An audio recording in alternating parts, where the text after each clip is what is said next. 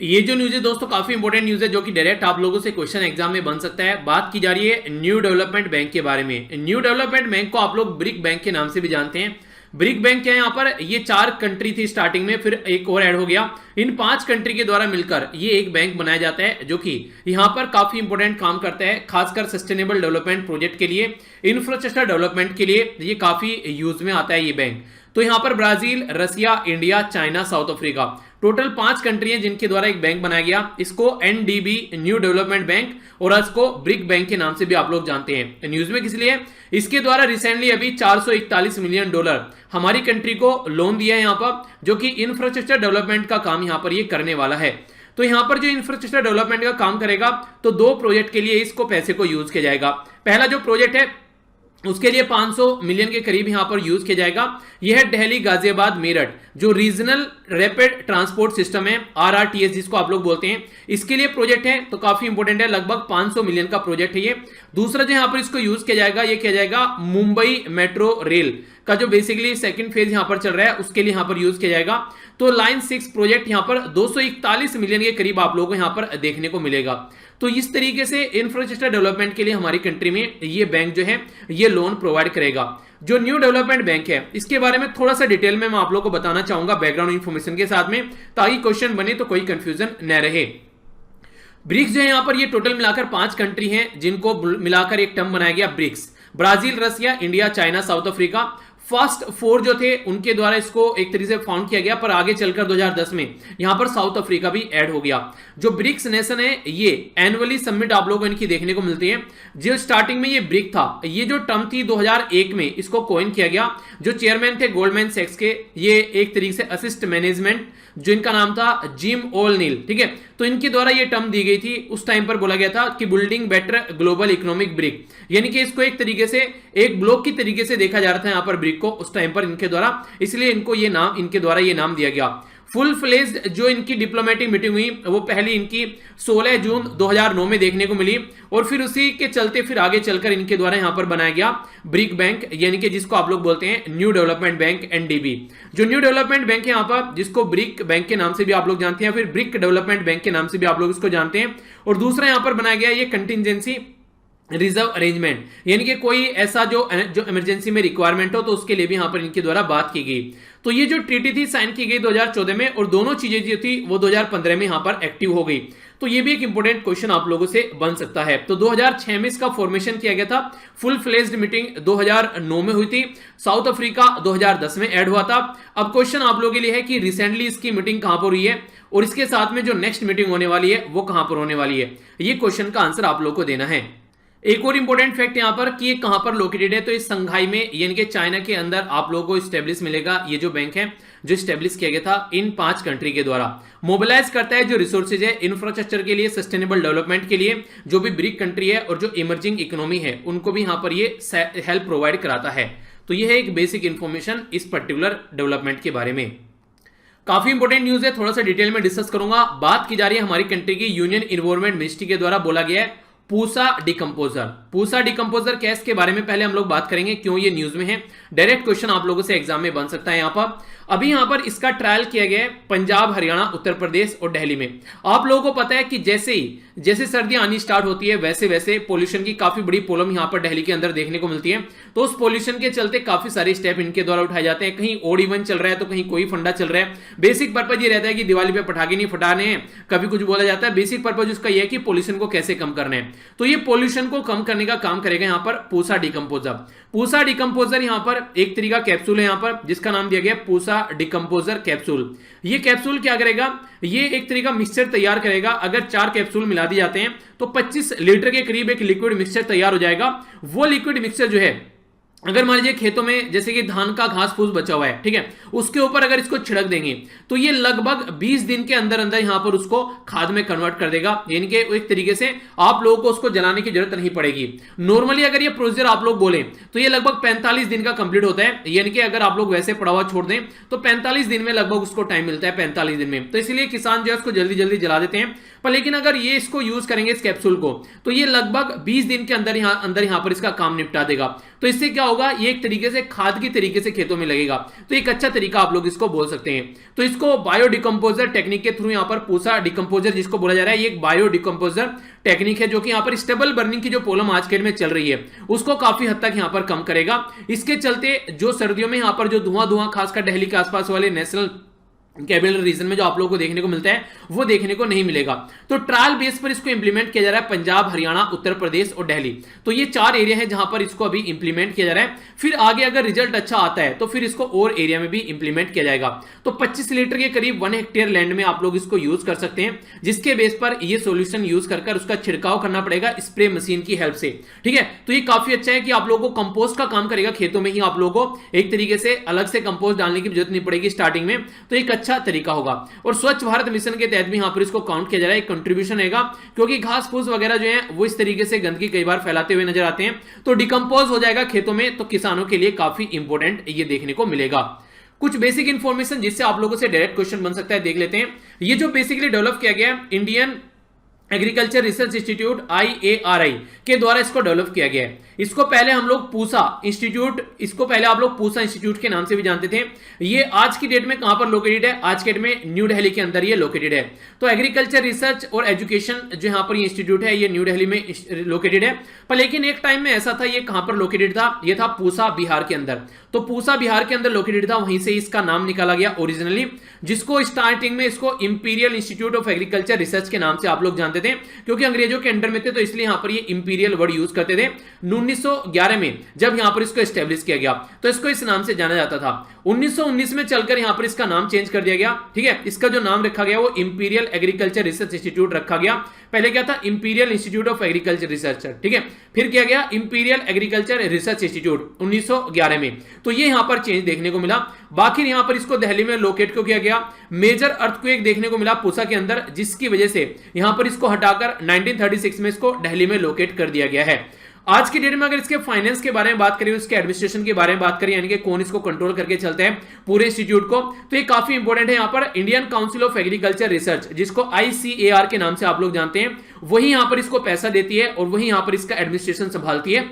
तो ये इस तरीके के क्वेश्चन आप लोगों से इंस्टीट्यूशन के बेस कई बार क्वेश्चन बन जाते हैं।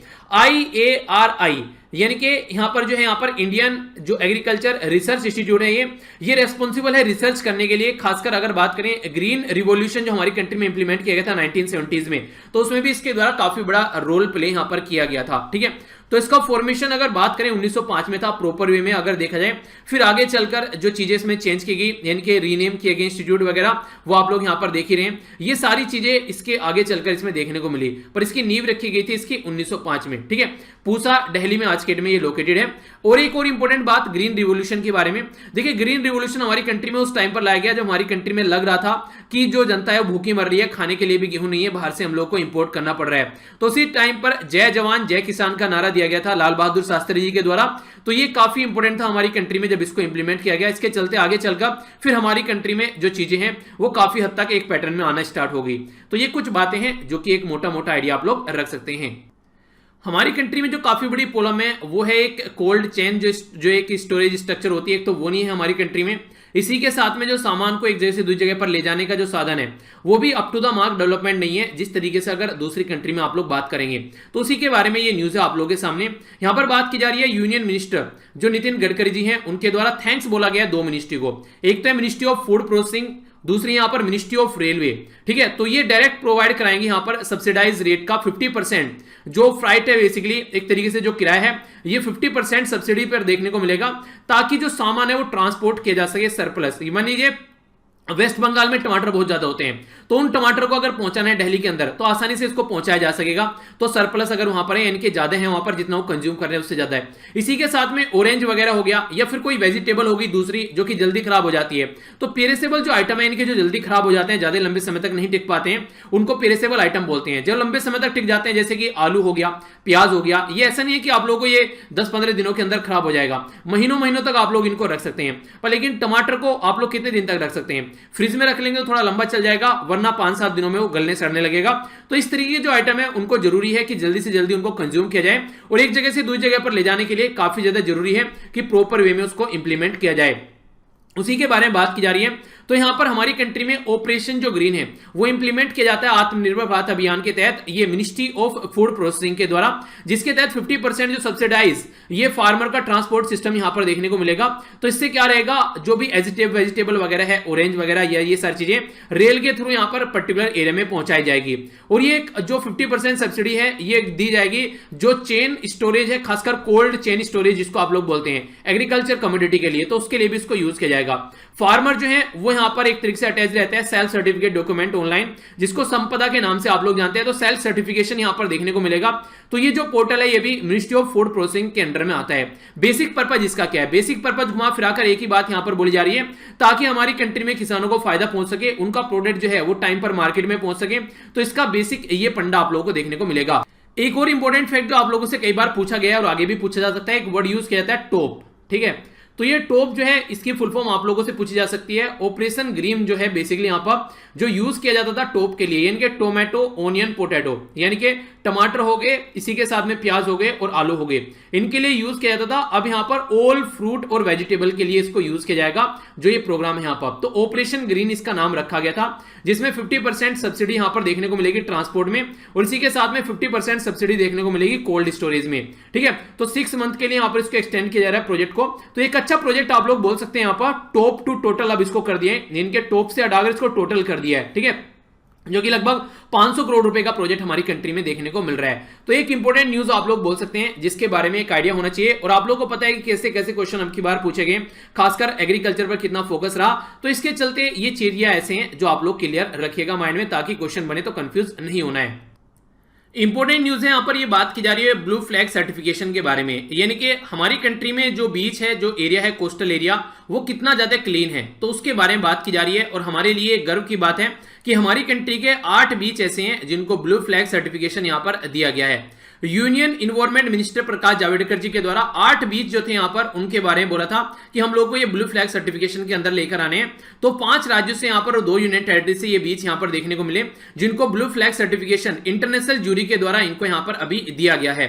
तो ये जो बीच है जिनको ब्लू फ्लैग सर्टिफिकेशन दिया गया है, 8 है यहां पर। पहला है यहां पर शिवराजपुर, ये द्वारिका गुजरात के अंदर में। दूसरा है यहां पर घोगला, ये आप लोग को दीव में देखने को मिलेगा। इसी के साथ में कासारकोड, ये आप लोग कर्नाटका में देखने को मिलेगा। नेक्स्ट है यहां पर ये पादू बिडरी, ठीक है, कर्नाटका के अंदर में। इसी के साथ में कापट, ये केरला के अंदर में। रूसीकोंडा आंध्र प्रदेश के अंदर में। गोल्डन पुरी उड़ीसा के अंदर में। और नेक्स्ट है यहां पर राधानगर, ठीक है, अंडमान एंड निकोबार के अंडर में।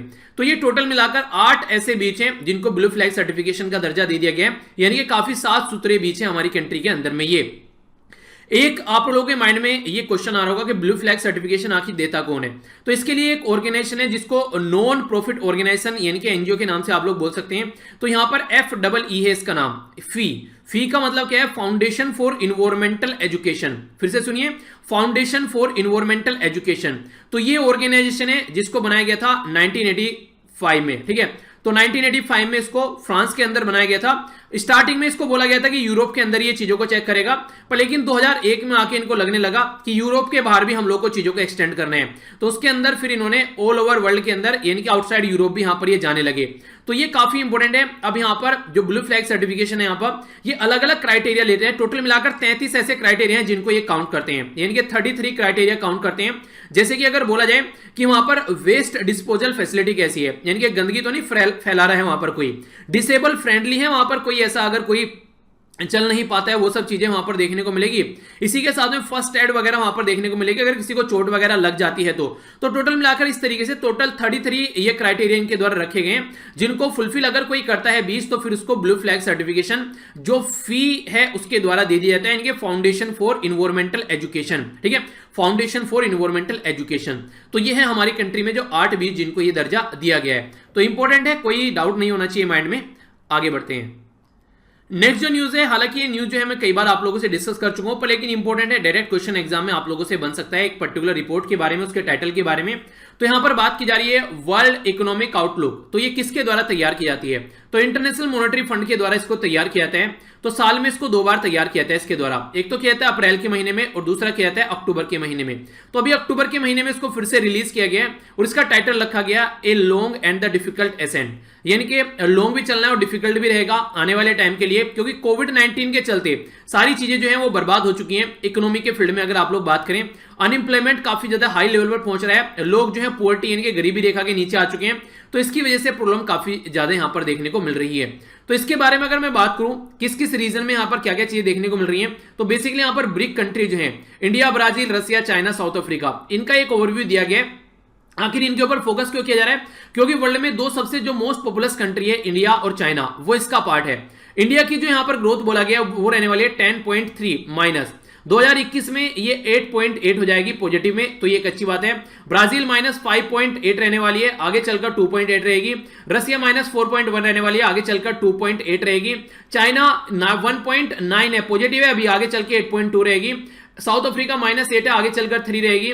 वर्ल्ड जो है माइनस 4.4 है, आगे चलकर 5.2 हो जाएगा।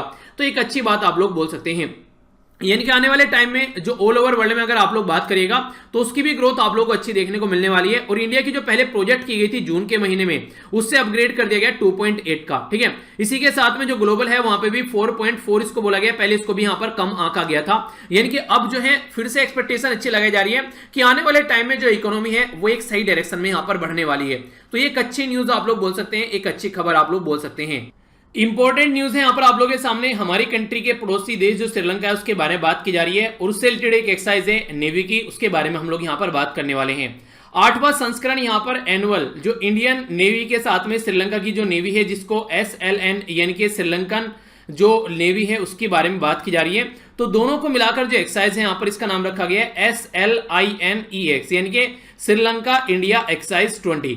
तो ये जो शेड्यूल है यहाँ पर ये 19 से लेके 21 तक आप लोगों को देखने को मिलेगी, कहां पर ये देखने को मिलेगी श्रीलंका के अंदर में। तो इंपॉर्टेंट न्यूज है यहाँ पर 19 से 21 तक श्रीलंका में अंदर आप लोगों को अक्टूबर के महीने में देखने को मिल रही है।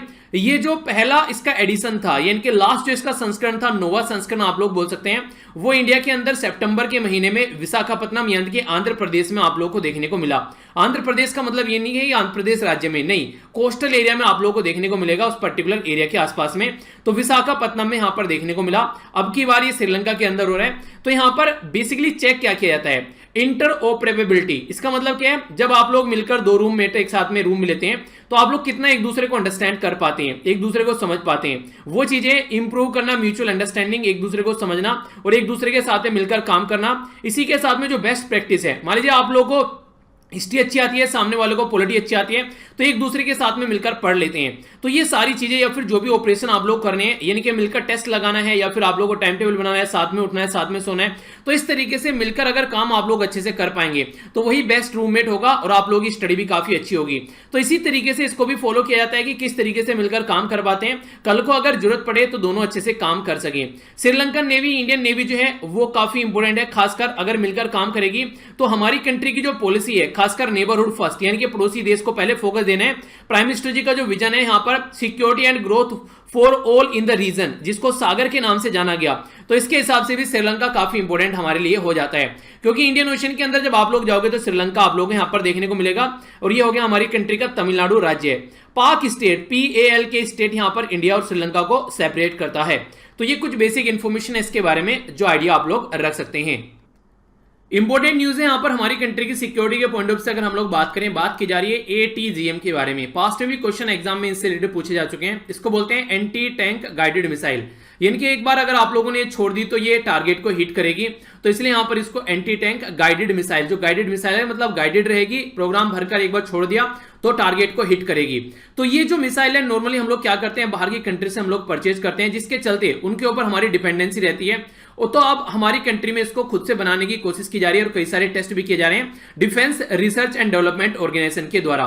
तो indigenously develop laser guided version जो एंटी टैंक गाइडेड मिसाइल का सक्सेसफुली अभी टेस्ट फायर किया गया है DRDO के द्वारा 2 सेपरेट ओकेजन पर, यानी कि अलग अलग टाइम पर यहां पर इसको एक तरीके से अभी टेस्ट किया गया है। ये सिस्टम जो है यहां पर अगर एक तरीके से छोड़ा जाए तो ये स्ट्राइक करेगा जो टारगेट होगा और न्यूट्रलाइज करेगा अगर कोई भी टैंक है या कोई भी व्हीकल है जिससे हमको खतरा हो सकता है। तो इंडियन नेवी जो है जो मेनली इंपोर्ट करती है एंटी टैंक गाइडेड मिसाइल, अब DRDO इसके ऊपर वर्क कर रही है ताकि हमारी कंट्री में ही हम लोग इनको ढंग से डेवलप कर सकें और दूसरी कंट्री के ऊपर डिपेंडेंसी न देखने को मिले। तो integrated guided missile development programme जो IGMDP है उसके हिसाब से हम लोग यहां पर काम कर रहे हैं। अगर आप लोगों से कोई बात करें मिसाइल के बारे में, बॉम्ब के बारे में, इन सब चीजों के बारे में डिफेंस से रिलेटेड, तो डीआरडीओ आप लोगों के माइंड में तुरंत आना चाहिए। ये मिनिस्ट्री ऑफ डिफेंस के अंडर में आता है। इसको 1958 में बनाया गया था, 1958 में। हमारी कंट्री में इसका हेडक्वार्टर न्यू दिल्ली के अंदर में है।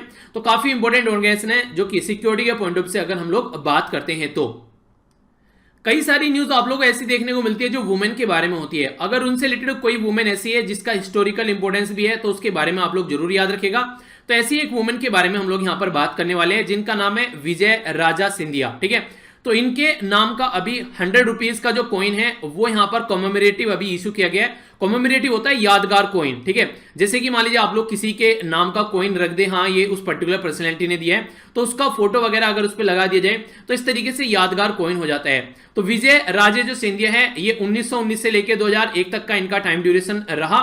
ये पर्सनैलिटी जो है इनका स्टार्टिंग में जो नाम था जब ये पैदा हुई, इनका नाम था यहां पर लेखा दिव्येश्वरी देवी। बाद में इनका नाम जो है चेंज हो गया और ये यहां पर आगे चलकर राजमाता के नाम से भी जानी गई। इनकी जो शादी हुई थी जो ग्वालियर के जो लास्ट जो रूलर जो पार्टी के जो महाराजा थे यहां पर, जिनका नाम था यहां पर जीवाजीराव सिंधिया। ठीक है, तो उनके साथ में इनकी शादी हुई थी। ये एक पॉलिटिशियन भी रही है, मेंबर ऑफ पार्लियामेंट रही है, दोनों हाउस के लिए चुनी गई है यहां पर, ये लोकसभा के लिए भी और राज्यसभा के लिए भी। तो एक तरीके से इंपॉर्टेंट पर्सनैलिटी है अगर उस तरीके से आप लोग देखकर चलिए। और रिसेंटली न्यूज में किस लिए, क्योंकि इनके नाम का कॉमेमोरेटिव स्टैंप जो है वो हमारी कंट्री में जारी किया गया है, तो इसकी वजह से ये अभी न्यूज में है।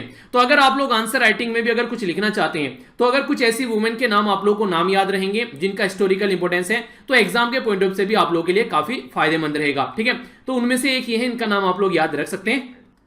न्यूज जो है आप लोगों के सामने सिक्योरिटी के पॉइंट ऑफ से भी एक इंपॉर्टेंट न्यूज आप लोग बोल सकते हैं। अगर यहां पर बात करें हम लोग, यहां पर बात की जा रही है अरुणाचल प्रदेश के एरिया के बारे में। हमारी कंट्री के जो डिफेंस मिनिस्टर है, रक्षा मंत्रालय राजनाथ सिंह जी के अंडर में, इनके द्वारा अभी फाउंडेशन स्टोन रखा गया है, यानी कि स्टार्ट करने की बात की जा रही है। यहां पर यह है नचिपुहु टनल। कहां पर है ये है नचिपुहु टनल है, यह है बिलापरा चारदुरा जो तिवांग यानी कि बीसीटी के नाम से इसे जानते हैं। बेसिकली एक रोड है, वेस्ट कमिंग डिस्ट्रिक्ट। ये कहां पर है, ये अरुणाचल प्रदेश के अंदर में। आप लोग यहां पर देख सकते हैं कि अरुणाचल प्रदेश हमारी कंट्री का एक नॉर्थ ईस्ट राज्य है और खासकर सबसे बड़ी प्रॉब्लम यहां पर ये है कि चाइना अरुणाचल प्रदेश को ये बोलता है कि ये इसका पार्ट है। तो इसलिए यहां पर डेवलपमेंट करना काफी ज्यादा जरूरी है। कल को ये इसके ऊपर भी झड़प होती फिरेगी। हालांकि वो बोलता ही है कि अरुणाचल प्रदेश में जो लोग रहते हैं उनको वीजा लेने की जरूरत नहीं है, उनको स्टेपल वीजा वो देता है कि वो उसकी ही कंट्री के सिटीजन है। ऐसा चाइना यहां पर मानकर चलता है। अरुणाचल प्रदेश हमारी कंट्री के लिए काफी इंपॉर्टेंट है। हमारी कंट्री का आसाम और नागालैंड इसको टच करता है। इंटरनेशनल बॉर्डर इसको 3 कंट्री टच करती हैं, भूटान हो गया, ऊपर चाइना हो गया, या फिर तिब्बत बोल सकते हैं वाला रीजन, और नीचे हो गया म्यांमार। तो ये एक इंपॉर्टेंट लोकेशन है हमारे पॉइंट ऑफ व्यू से। तो इसलिए यहां पर डेवलपमेंट अगर होता रहेगा तो काफी अच्छा रहेगा। तो इसी के बारे में बात की जा रही है। तो लगभग 450 जो मीटर लॉन्ग टनल आप लोगों को देखने को मिलेगा, जो कि एग्जिस्टिंग जो रोड है उसमें डी शेप और इसी के साथ में 2 लेन 3.5 जो मीटर विड्थ जो ईच आप लोगों को यहां पर देखने को मिलेगी। तो ये बेसिकली बनाया जा रहा है किसके द्वारा, ये जो रिड्यूस करेगा डिस्टेंस एरिया बॉर्डरिंग चाइना के एरिया में, जो खासकर चाइना के साथ में बॉर्डर टच करता है, ये बनाया जा रहा है बॉर्डर रोड ऑर्गेनाइजेशन के द्वारा। तो ये काफी इंपॉर्टेंट क्वेश्चन आप लोगों से कई बार पूछ लिया जाता है। पास्ट में भी इससे क्वेश्चन बना है, थोड़ा सा डिटेल में आप लोगों से डिस्कस कर लेता हूं ताकि कंफ्यूजन न रहे। शॉर्ट फॉर्म में इसको ब्रो बोलते हैं, ब्रो यानी कि बॉर्डर रोड ऑर्गेनाइजेशन। क्वेश्चन ये बना था कि क्या बॉर्डर रोड ऑर्गेनाइजेशन हमारी ही कंट्री के लिए काम करती है या पड़ोसी देशों के लिए भी काम करती है। तो जो हमारी फ्रेंडली कंट्री है अफगानिस्तान, भूटान, म्यांमार, श्रीलंका, उनके वहां पर भी इसके द्वारा काम किया गया है। जो फाउंड किया गया था इसको 7 मई 1960 में इसको बनाया गया था। हेडक्वार्टर इसका न्यू दिल्ली में आप लोगों को देखने को मिलेगा। फाउंडर जो थे इसके वो थे पंडित जवाहरलाल नेहरू जी, हमारी कंट्री के पहले prime minister of India. Parent organisation है मिनिस्ट्री ऑफ डिफेंस। इनके द्वारा यहां पर जो मोटो है वो काफी इंपॉर्टेंट है, बोला गया है everything is achievable through hard work, यानी कि हार्ड वर्क के थ्रू आप लोग सब कुछ अचीव कर सकते हैं। ठीक है, तो ये काफी इंपॉर्टेंट है जो कि आप लोगों से कई सारे मोटो पूछ लिए जाते हैं तो फिर आप लोगों से मैच करने के लिए आ जाता है। डायरेक्टर जनरल कौन है वो आप लोगों को बताना है। अगर बॉर्डर और ऑर्गेनाइजेशन के बारे में बात करें तो आज की डेट में तो ये मिनिस्ट्री ऑफ डिफेंस के अंडर में आती है, पर लेकिन एक टाइम ऐसा था जो ये रिसीव फंड करती थी ministry of transport and highway से, पर आज के डेट में कंप्लीटली ये मिनिस्ट्री ऑफ डिफेंस के अंडर में आती है। तो ये हम लोगों ने डिस्कस किया बॉर्डर रोड ऑर्गेनाइजेशन के बारे में। तो रोड वर्ड यूज किया जा रहा है तो इसका मतलब ये नहीं है कि ये road transport and highway ministry के अंडर में आएगी। कई बार कंफ्यूजन में आप लोग यहां पर ये ऑप्शन में होता है, जरूर मिलेगा और यहां पर डिफेंस मिनिस्ट्री से ऊपर ही मिलेगा। तो इसलिए इस तरह के क्वेश्चन में थोड़ा सा आप लोगों को सतर्क हो जाना चाहिए। इंपॉर्टेंट न्यूज यहां पर बात की जा रही है सुपर कंप्यूटर के बारे में। सुपर कंप्यूटर के चलते यहां पर जो प्रोग्राम है वो और शानदार तरीके से यहां पर उसको डेवलप करने की कोशिश की जा रही है। National institute of technology Tiruchirappalli जो इसी के साथ में मिलकर काम कर रहा है, सीडेक यानी कि centre for development of advance computing. तो सीडेक और इसी के साथ में यहां पर नेशनल इंस्टीट्यूट ऑफ तिरुचिरापल्ली, तो दोनों मिलकर यहां पर काम कर रहे हैं, जो कि तमिलनाडु के अंदर में है यहां पर ये, और ये है पुणे के अंदर। तो ये मिलकर ये यहां पर काम कर रहे हैं। स्टेट ऑफ आर्ट डेवलप किया जा रहा है सुपर कंप्यूटर को ध्यान में रखते हुए, ताकि नेशनल सुपर कंप्यूटिंग जो मिशन है उसको सही डायरेक्शन में अच्छे से डेवलप किया जा सके। सुपर कंप्यूटर जो है वो कई सारे काम करता है। खासकर अगर बात करें, आप लोगों को पता लगाना है कि कहां पर जो गैस और ऑयल एक्सप्लोरेशन है, तो ये उसमें हेल्प करेगा। सिस्मिक डेटा को इकट्ठा करने का भी काम करते हैं। मतलब कई सारी बड़ी से बड़ी कैलकुलेशन जो है वो आप लोगों को जस्ट जो उन्हें कहते हैं कि फ्रैक्शन ऑफ सेकंड में आप लोगों को यहां पर ये कर दिखाएगा। तो ये सारी चीजें यहां पर सुपर कंप्यूटर के थ्रू की जाती हैं, जो कि काफी लार्ज स्केल पर एक अच्छी स्पीड का यहां पर होना चाहिए। टोटल 10 जो सेंट्रली फंडेड इंस्टीट्यूशन है, जैसे कि नेशनल सुपर कंप्यूटिंग मिशन के तहत यहां पर काम करते हैं, जैसे कि आईएससीज हो गए बेंगलुरु, 7 आईआईटीज हो गए, एडिशनल एनआईटी और यहां पर त्रिची। तो ये सारे अलग अलग इंस्टीट्यूशन मिलकर यहां पर 10 के करीब जो है इस पर्टिकुलर मिशन में काम कर रहे हैं। ये यहां पर कहीं ना कहीं इंपावर करेगा इंस्टीट्यूशन को, हाई परफॉर्मेंस जो कंप्यूटिंग कैपेबिलिटी हमारी देखने को मिलेगी, और सोल्विंग जो भी सोशल रिलेवेंट जो एक तरीके से कंप्यूटिकली जो भी यहां पर जो स्टेटमेंट मतलब एक तरीके से सही तरीके से जो स्टेटमेंट हो सकती है उनको क्लैरिफिकेशन देगा। इंटेंसिव प्रॉब्लम को भी हम लोग आसानी से एक तरीके से सोल्व कर पाएंगे। तो एक तरीके से टेक्नोलॉजी के फील्ड में एक नेक्स्ट स्टेप रखने की यहां पर कोशिश की जा रही है एक सही डायरेक्शन में। तो ये एक अच्छा तरीका होता है अपनी कंट्री के ऊपर फोकस देने का, ताकि दूसरी कंट्री के ऊपर हमारी डिपेंडेंसी न रहे। तो आत्मनिर्भर भारत अभियान का एक तरीके से सही डायरेक्शन में बढ़ता हुआ कदम बोल सकते हैं। डिजिटल इंडिया के बारे में अगर हम लोग बात करते हैं, तो इसका मतलब है पावर टू इंपावर, यानी कि एक तरीके से अपनी ही कंट्री के ऊपर डिपेंडेंसी की बात करते हैं। तो नेशनल सुपर कंप्यूटिंग जो मिशन है उसके बारे में बात की जा रही है, उसके तहत यहां पर काम किया जाएगा। नेक्स्ट जो इंपोर्टेंट न्यूज है यहां पर ये निकल कर आ रही है न्यूजीलैंड की साइड से। न्यूजीलैंड की जो नई प्राइम मिनिस्टर अभी चुनकर आई है, नई हालांकि री इलेक्शन होकर ये आई है। नाम है इनका जैकिंडा एर्डन, ठीक है। कई बार आप लोगों से यहां पर पर्टिकुलर पर्सनैलिटी से स्पेसिफिक क्वेश्चन पूछ ले जाते हैं। इवन असिस्टेंट कमांडेंट के अंदर और सीडीएस के अंदर ऐसे क्वेश्चन डायरेक्ट पूछे गए यूपीएससी के द्वारा भी। तो जो स्पेसिफिक जो पर्सनैलिटी न्यूज में होती है उसके ऊपर क्वेश्चन बन जाते हैं। तो ये यहां पर अभी जीत कर आई है जनरल इलेक्शन में। इसके बारे में अगर मोटी मोटी इंफॉर्मेशन मैं आप लोगों को दूं, तो यहां पर आप लोगों को समझा दो। पहले लोकेशन आप लोग देख लीजिए अपनी कंट्री कंपेयर में कहां पर है। अपनी प्यारी कंट्री होगी, यहां पर आप लोगों को न्यूजीलैंड देखने को मिलेगा, ये तास्मान सी देखने को मिलेगा। न्यूजीलैंड में जो पर्सनैलिटी अभी जीत कर आई है, इनके द्वारा कोविड-19 के चलते काफी अच्छा रोल प्ले किया गया कोविड-19 को कंट्रोल करने में, खासकर न्यूजीलैंड के अंडर में। पहली बात। दूसरी बात, यहां पर सोशियो इकोनॉमिक डेवलपमेंट के लिए भी ये चाहती है सोसाइटी में, खासकर एजुकेशन के पॉइंट ऑफ से, इंप्लॉयमेंट के पॉइंट ऑफ से या इकोनॉमी के पॉइंट ऑफ से सही डायरेक्शन में चीजें चलें। इसी के साथ में इन्वायरमेंट पर भी इनका काफी फोकस रहता है। वुमेन इंपावरमेंट को लेकर भी ये काफी जागरूक रहती हैं। तो इन सब चीजों को ध्यान में रखते हुए इनके द्वारा यहां पर काफी सारे स्टेप उठाए गए हैं। तो इसी के चलते जो जनता ने इनको यहां पर रिवॉर्ड भी दिया है उसका, अब फिर से ये री इलेक्ट होकर आई है, जो एक पावरफुल पर्सनैलिटी के तौर पर अब आगे बढ़ेंगी। और यहां पर अभी जो आई है फुल मेजोरिटी के साथ में आप लोगों को यहां पर देखने को मिल रही है। तो ये भी एक इंपॉर्टेंट न्यूज आप लोग यहां पर बोल सकते हैं, खासकर एक वुमेन स्पेसिफिक न्यूज है यहां पर ये, ठीक है। आगे बढ़ते हैं। नेक्स्ट जो इंपोर्टेंट न्यूज आप लोगों के सामने है, यहां पर बात की जा रही है जो ग्लोबल हंगर इंडेक्स के बारे में। ग्लोबल हंगर इंडेक्स जो है यहां पर अभी रिसेंटली जो प्रस्तुत किया गया है, इसमें इंडिया की जो रैंक है वो यहां पर आप लोगों के सामने है। ये रैंक आप लोगों से डायरेक्ट क्वेश्चन की फॉर्म में पूछी जा सकती है कि ग्लोबल हंगर इंडेक्स जो है उसमें आप लोगों को इंडिया की रैंक बतानी है। और इसी के साथ में आप लोगों से ये भी पूछा जाता है कई बार कि ये किसके द्वारा प्रस्तुत किया जाता है। तो कई सारे ऐसे क्वेश्चन वगैरह आप लोगों के बन जाते हैं। तो थोड़ा सा ओवरव्यू आप लोगों को मैं डिटेल में यहां पर दे देता हूं। हमारी कंट्री की जो रैंक है ये 94 है 107 कंट्री में से। इंपॉर्टेंट है, याद रखना। ये जो इंडेक्स है ये तैयार किया था यहां पर कॉर्नर जो एक दो ऑर्गेनाइजेशन के द्वारा मिलकर, एक तो यहां पर कंसर्न वर्ल्ड वाइड और दूसरा यहां पर wealth hunger life. Concern world wide और दूसरा है वेल्थ हंगर लाइफ, ठीक है। तो इसका नाम आप लोग याद रखिएगा, इन दोनों के द्वारा मिलकर इसको तैयार किया था। पहली बार जो इसको पब्लिश किया गया था वो 2006 में पब्लिश किया गया था। अभी जो इसका एडिशन ये पब्लिश किया जा रहा है, ये इसका 15वां संस्करण है जो रिसेंटली अभी यहां पर पब्लिश किया जा रहा है। एम बेसिकली ये है कि ग्लोबल लेवल पर यानी कि वर्ल्ड के लेवल पर या फिर रीजनल लेवल पर, कंट्री के लेवल पर डेटा इकट्ठा किया जा सके कि भुखमरी के शिकार लोग हैं किस तरीके से फ्रस्ट्रेट हैं, यहां पर परेशान है, ताकि उनकी भुखमरी को मिटाया जा सके, ठीक है। कोविड-19 के चलते आप लोगों को पता है भुखमरी जो है वो और ज्यादा बढ़ गई फिलहाल, तो उसको भी कंट्रोल करने की कोशिश की जाती है। अभी बात करें यहां पर नेशनल फूड सिक्योरिटी मिशन भी है हमारी कंट्री का, पर्टिकुलर चीजों को इनहेंस करने के लिए। तो यहां पर लास्ट टाइम जो हमारी रैंक थी वो 102 थी, उस टाइम पर कंट्री 117 थी।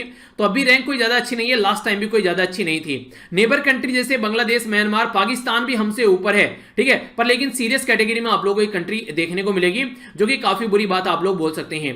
जो बांग्लादेश है उसकी 75th रैंक आप लोगों को देखने को मिल रही है, पाकिस्तान की 78th, जो पाकिस्तान और म्यांमार की 78th और 88th रैंक देखने को मिल रही है। नेपाल, श्रीलंका 73rd और 64 रैंक देखने को मिल रही है, जो कि मॉडरेट कैटेगरी में है। यानी कि हमारी कंट्री जो है वो काफी बुरी कंडीशन में आप लोग यहां पर बोल सकते हैं। 4 एरिया पर फोकस किए जाते हैं। एक तो यहां पर अंडर नरिशमेंट जो होते हैं पॉपुलेशन, उसके ऊपर फोकस किए जाते हैं, चाइल्ड वेस्टिंग के ऊपर, चाइल्ड स्टंटिंग के ऊपर और चाइल्ड मोर्टेलिटी के ऊपर, यानी कि बच्चे के ऊपर इसका काफी ज्यादा फोकस रहता है, खासकर अगर हम लोग यहां पर बात करते हैं तो ये एक न्यूज है जिससे डायरेक्ट क्वेश्चन आप लोगों से बन सकता है। हल्का सा याद रखेगा, इंडिया का जो यहां पर स्कोर रहा है वो है 27.2, ठीक है। तो जो सीरियस कैटेगरी में इंडिया को लाकर इसने खड़ा कर दिया है। तो लास्ट टाइम 102 थी, अब की बार 92 है, 94 है, तो ये कंफ्यूजन माइंड में नहीं होना चाहिए। नेचर के ऊपर काफी फोकस दिया जा रहा है फिलहाल, अगर आप लोग बात करें तो यहां पर इसी से रिलेटेड यहां पर ये न्यूज है। हमारी कंट्री में जो गाय का गोबर है उसको यूज करने की बात की जा रही है अलग अलग इन्वायरमेंट फ्रेंडली प्रोडक्ट बनाने के लिए। राष्ट्रीय कामधेनु जो आयोग है, जिसको RKA के नाम से आप लोग जानते हैं, इसके द्वारा अभी यहां पर नेशनल वाइड कैंपेन चलाया गया, जिसमें कामधेनु दीपावली अभियान यहां पर स्टार्ट किया गया। ये जो बेसिकली अभियान है, ये दीपावली के ओकेजन पर कई सारी चीजें यहां पर बनाएगा काऊ डंग को यूज करके। तो यहां पर जो प्रोडक्ट बनाए जाएंगे यहां पर, ठीक है, जिनको पंच गवैया प्रोडक्ट के नाम से भी बोला गया है, दीपावली के फेस्टिवल के तौर पर यहां पर ये उपलब्ध प्रोवाइड कराए जाएंगे, ठीक है। तो ये जो प्रोडक्ट है यहां पर, इसमें दिया होंगी, यानी कि जो दिए होंगे, मोमबत्तियां होंगी, धूप बत्ती होगी, अगरबत्ती होगी, इसी के साथ में यहां पर शुभ लाभ, स्वास्थ्य, ये सारी चीजें आप लोगों को देखने को मिलेगी। तो ये सारी चीजें यहां पर बेसिकली बनाने की कोशिश की जा रही है। इसी के साथ में यहां पर जो स्मरणी, ये यहां पर ये सिमरानी, ठीक है, आइडियल्स, यानी कि एक तरीके से यहां पर तस्वीर वगैरह बनाई जाएंगी, हवन सामग्री वगैरह भी बेसिकली बनाने की कोशिश इसके थ्रू की जा रही है। और जो मूर्ति है यहां पर गणेश जी की और जो लक्ष्मी जी की, वो भी यहां पर इसके थ्रू बनाई जाएगी। तो राष्ट्रीय कामधेनु आयोग जो है यहां पर, ये एक तरीके से कंजर्वेशन और प्रोटेक्शन का काम करता है डेवलपमेंट ऑफ काउ के लिए, यानी कि काउ को किस तरीके से हम लोग प्रोटेक्ट कर सकते हैं, और उनकी जो प्रोजेनी, यानी कि जो बच्चे होते हैं, उनको भी हम लोग यहां पर इसी तरीके से जो है बेसिकली सही डायरेक्शन में यूज कर सकते हैं, एक इन्वायरमेंट फ्रेंडली डेवलपमेंट के लिए, ऐसा आप लोग यहां पर बोल सकते हैं। तो एक इंपॉर्टेंट न्यूज आप लोग बोल सकते हैं इन्वायरमेंट के पॉइंट ऑफ से, तो क्वेश्चन बनने के चांसेस कई बार हो जाते हैं, ठीक है। तो हल्का सा याद रखिएगा राष्ट्रीय कामधेनु आयोग के बारे में। कोविड-19 के चलते कई सारी प्रॉब्लम यहां पर देखने को मिली, तो उसी में से एक प्रॉब्लम यहां पर ईपीएफओ के सामने भी आई, जिसके एग्जाम की भी आप लोग तैयारी कर रहे हैं। तो इंप्लॉयमेंट प्रोविडेंट फंड ऑर्गेनाइजेशन के द्वारा रिसेंटली अभी लॉन्च किया गया व्हाट्सएप बेस एक हेल्पलाइन नंबर, जिससे कि जो यहां पर ग्रीवेंस है उसको रिड्रेसल किया जाएगा, यानी कि जिसको जो प्रॉब्लम है उसका निपटारा किया जाएगा यहां पर, जिसका नाम रखा गया है निर्बद्ध इनिशिएटिव। तो निर्बद्ध जो इनिशिएटिव है, इसका एम बेसिकली यही है कि अनइंटरप्टेड सर्विस यहां पर जो सब्सक्राइबर है उनको प्रोवाइड कराई जा सके, इवन कोविड-19 के ड्यूरेशन में भी। तो व्हाट्सएप जो है यहां पर इसमें, जो कि काफी पॉपुलर है, खासकर जो ईपीएफओ के स्टेक होल्डर है उसमें सबको अपना ग्रुप वगैरह बनाकर जो भी क्वेरी होती है उसमें सेंड किए जाते हैं। तो मोर देन 164040 जो ग्रीवेंस यहां पर देखने को मिली व्हाट्सएप के थ्रू, क्योंकि आप लोगों को पता है व्हाट्सएप जो है मैक्सिमम जनता यूज करती है, और इस तरीके से यहां पर उसके थ्रू यहां पर चीजें प्रोवाइड कराने की कोशिश की जा रही है, इंक्लूडिंग सोशल मीडिया, फेसबुक और ट्विटर को भी यहां पर 24/7 कॉल सेंटर को भी यहां पर डायरेक्ट किया जा रहा है, ताकि कोविड-19 के चलते कोई भी प्रॉब्लम किसी को देखने को मिले तो उसका सॉल्यूशन निकाला जा सके यहां पर, और सिचुएशन को हैंडल किया जा सके। तो एक अच्छा तरीका बोल सकते हैं एक गुड गवर्नेंस को प्रोवाइड कराने का। आप लोगों के सामने जो न्यूज़ है काफी इंपॉर्टेंट है, और थोड़ा सा एक डिफरेंट तरीके का हमारी कंट्री में कुछ चीजों को स्टार्ट किया जा रहा है, तो इस तरीके से क्वेश्चन भी बन जाते हैं। यहां पर बात की जा रही है हमारी कंट्री में जो हींग, एसेफेटिडा, जिसको हींग बोलते हैं, आप लोगों ने देखा होगा कई तरीके की चीजों में यूज किया जाता है हींग को, तो उसके कल्टीवेशन की बात की जा रही है। 2 ऑर्गेनाइजेशन के द्वारा मिलकर, CSIR और IHBT, तो ये दोनों मिलकर यहां पर काम कर रहे हैं, ठीक है। तो CSIR और IHBT जो है यहां पर इसका कल्टीवेशन देखने को मिलेगा इंडियन हिमालयन रीजन के अंदर में, जो कि हम लोग को यहां पर समझना पड़ेगा। तो अगर इसके बारे में यहां पर बात करें तो council of scientific and industrial research जो है ये आप लोगों को यहां पर देखने को मिल रही है। तो council of scientific and industrial research, जिसको CSIR बोलते हैं, वो एस्टेब्लिश की गई यहां पर ये 1942 में, जो मिलकर यहां पर काम कर रही है, और ministry of science and technology के अंडर में यहां पर ही आती है। एक तरीका ऑटोनोमस इंस्टीट्यूशन है, जो कि सोसाइटी रजिस्ट्रेशन एक्ट 1860 के अंदर में यहां पर रजिस्टर है। इसको एस्टेब्लिश किया गया था 26 सितंबर 1942 में, और जो प्रेसिडेंट है इसके प्राइम मिनिस्टर होते हैं एक्स ऑफिशियो चेयरमैन, ठीक है। एक्स ऑफिशियो चेयरमैन का मतलब होता है कि जैसे कि प्राइम मिनिस्टर की पोस्ट उनको मिलती है, ये पोस्ट जो है वो इस पे तुरंत तुरंत पहुंच जाते हैं। इसके लिए ना तो कोई इलेक्शन होता है, ना ही इसके लिए अलग से कोई उनका सिलेक्शन करने की जरूरत है, अपॉइंट करने की जरूरत है। जैसे ही वो पोस्ट मिली ये उनको मिल जाती है। वाइस प्रेसिडेंट जो है इसके वो है मिनिस्ट्री ऑफ जो साइंस एंड टेक्नोलॉजी के जो मिनिस्टर हैं वो इसके एक्स ऑफिशियो वाइस प्रेसिडेंट होते हैं। इसी के साथ में हेडक्वार्टर न्यू दिल्ली में। डायरेक्टर जनरल कौन है ये आप लोगों को बताना है। बेसिक क्या काम होता है, रिसर्च एंड डेवलपमेंट के फील्ड में काम करना होता है सीएसआर का। जैसे कि ओशियन साइंस के बारे में बात करें, लाइफ साइंस के बारे में बात करें, metallurgy, chemical, mining, food, patrolling, इसी के साथ में लेदर, इन्वायरमेंट, ये सारी चीजें जो आप लोगों को यहां पर देखने को मिलती है। तो ये सारी कंडीशन आप लोग यहां पर इनकी समझ सकते हैं। नेक्स्ट अगर इसके बारे में बात करें यहां पर IHBT के बारे में, तो ये Indian institute of Himalayan bio resource technology, तो ये आप लोगों को देखने को मिलेगा यहां पर हिमाचल प्रदेश के अंदर। तो इनके द्वारा मिलकर जो लाहौल वैली हिमाचल प्रदेश के अंदर में जो कल्टीवेशन करने की बात की जा रही है यहां पर हींग एस्टोफोजिडेट, तो इसका यहां पर हमारी कंट्री में फर्स्ट टाइम यहां पर इस तरीके से ये कल्टीवेशन किया जा रहा है। तो कहीं ना कहीं हमारी कंट्री में अगर इस तरीके की कोई खेती ऐड की जा रही है तो ये एक पॉजिटिव बात आप लोग यहां पर इसकी बोल सकते हैं। ठीक है, तो इसके बारे में आप लोग आइडिया रखिएगा, ये अच्छी चीज है और फ्यूचर में काफी ज्यादा फायदा भी पहुंचाएगी। ओके, ये जो न्यूज है हमारी कंट्री में, ये गेम के बारे में बात की जा रही है। खेलो इंडिया, खेलो इंडिया हमारी कंट्री में काफी महत्वपूर्ण एक प्रोग्राम स्टार्ट किया गया था ताकि हमारी कंट्री में जो खासकर गांव तक चीजों को पहुंचाया जा सके। तो इसको ध्यान में रखते हुए हमारी कंट्री में खेलो इंडिया जो गेम था उसको स्टार्ट किया गया। तो अभी हमारी कंट्री में जो खेलो इंडिया गेम है उसके बारे में जो बात करें हमारी कंट्री के स्पोर्ट मिनिस्टर, तो 9 स्टेट और यूनियन टेरिटरी को यहां पर सेलेक्ट किया गया स्पोर्ट मिनिस्ट्री के द्वारा अपग्रेड किया जाए खेलो India state centre of excellence, यानी कि KISCE। तो खेलो India state centre of excellence के बारे में यहां पर बात की जा रही है। तो इसको देखते हैं कैसे चीजों को आगे लेकर चलना है।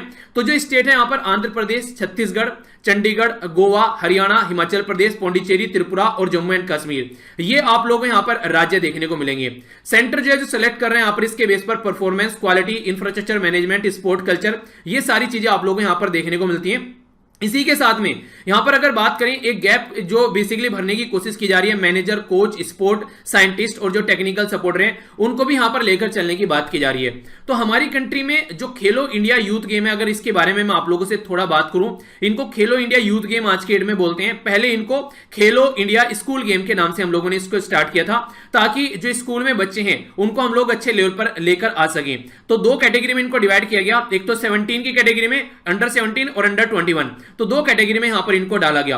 तो एवरी ईयर 1000 के करीब जो किड्स हैं यहां पर उनको स्कॉलरशिप दी जाती है 5 लाख रुपए के करीब। ठीक है, तो 5 लाख रुपए एनुअल स्कॉलरशिप दी जाती है 8 साल के लिए ताकि उनको प्रिपेयर किया जा सके इंटरनेशनल गेम के लिए। तो फर्स्ट टाइम जो ये इवेंट हुआ था ये 2018 में हुआ था और लास्ट टाइम जो अभी ये इवेंट हुआ है ये 2020 में आप लोगों को यहां पर देखने को मिला है। अगर इनके एडिशन की बात करें, जो पहला एडिशन था 2018 में ये दिल्ली में हुआ था। तो जो दिल्ली में एडिशन हुआ था उसमें टॉप किया था हरियाणा के द्वारा, दूसरे नंबर पर महाराष्ट्र था और तीसरे नंबर पर दिल्ली था। और दूसरे नंबर पर जो एडिशन हुआ वो महाराष्ट्र में हुआ था। महाराष्ट्र में जो एडिशन हुआ पुणे के अंदर, तो यहां पर महाराष्ट्र टॉप पर था, हरियाणा दूसरे नंबर था, दिल्ली तीसरे नंबर पर था। तीसरे नंबर का जो एडिशन हुआ ये हुआ आसाम के अंदर। ये काफी इंपॉर्टेंट है, ये लेटेस्ट है, इसके बारे में आप लोग जरूर याद रखिएगा। ये जनवरी में 10 से लेकर 22 जनवरी तक आसाम गुवाहाटी के अंदर देखने को मिला। महाराष्ट्र पहले नंबर पर, हरियाणा दूसरे नंबर पर और दिल्ली तीसरे नंबर पर यहां पर देखने को मिला।